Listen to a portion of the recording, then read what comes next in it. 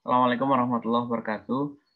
Perkenalkan saya Febri Oktagale, NIM 18.17029, hendak mempresentasikan mengenai tugas biologi kesehatan yaitu Denvaksia, mengenai vaksin penyakit demam berdarah.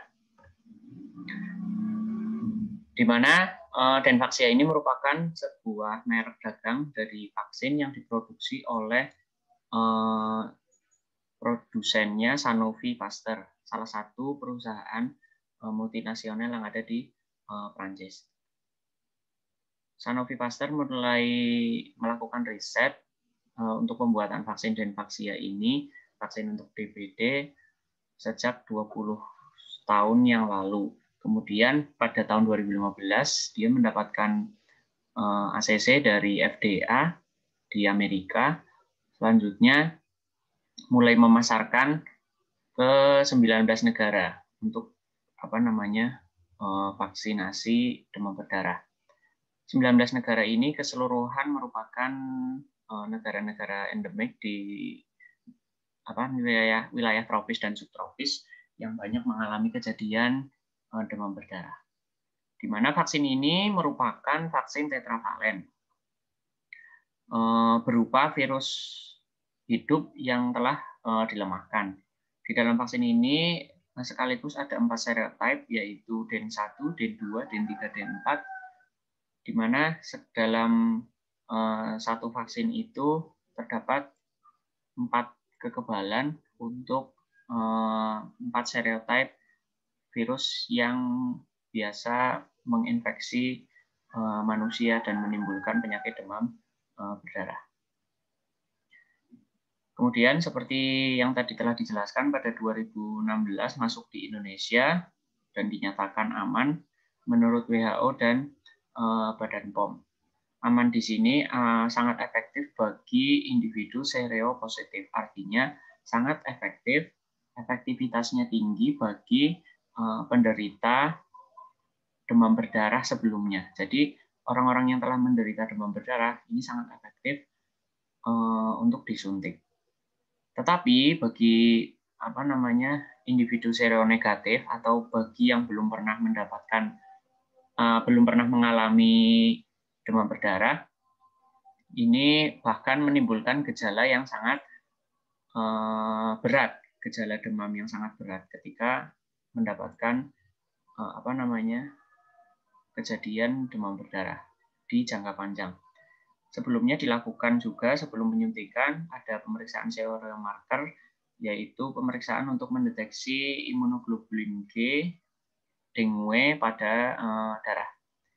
Untuk dosisnya 3 kali penyuntikan pada bulan ke-0, 6, dan 12, artinya setiap 6 bulan sekali, dan diberikan pada individu yang berusia 9 sampai 45 tahun.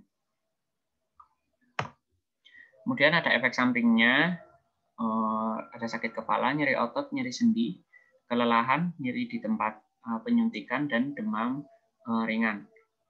Efek samping ini frekuensinya akan seiring berkurang dengan dosis penyuntikan.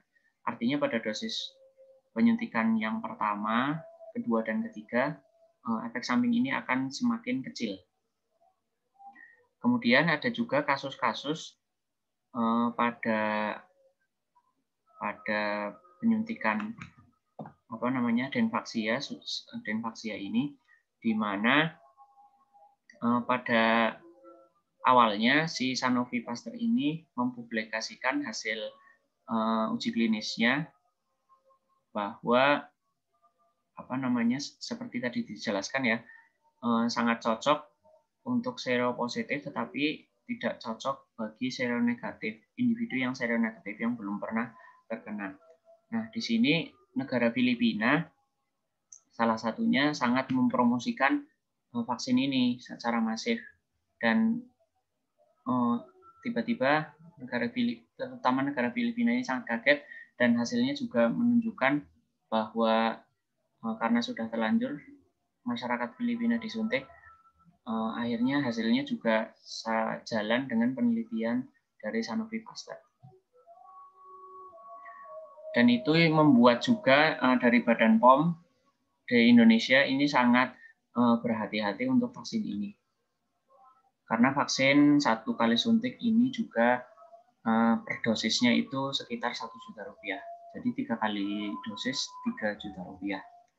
Terakhir, karena keterbatasan waktu, ini ada sebuah jurnal yang saya ambil dari Human Vaccine dan Immunotherapeutic. Ini sebuah review dari Denvaxia, Development to Deployment. Jurnal ini merupakan jurnal Q1 yang publishernya Lens Bioscience dari Amerika Serikat. Ini untuk linknya.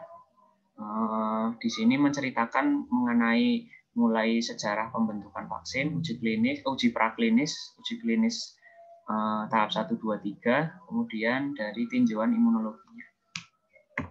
Terima kasih atas perhatian dan waktunya. Mohon maaf bila terdapat banyak kesalahan. Assalamualaikum warahmatullahi wabarakatuh.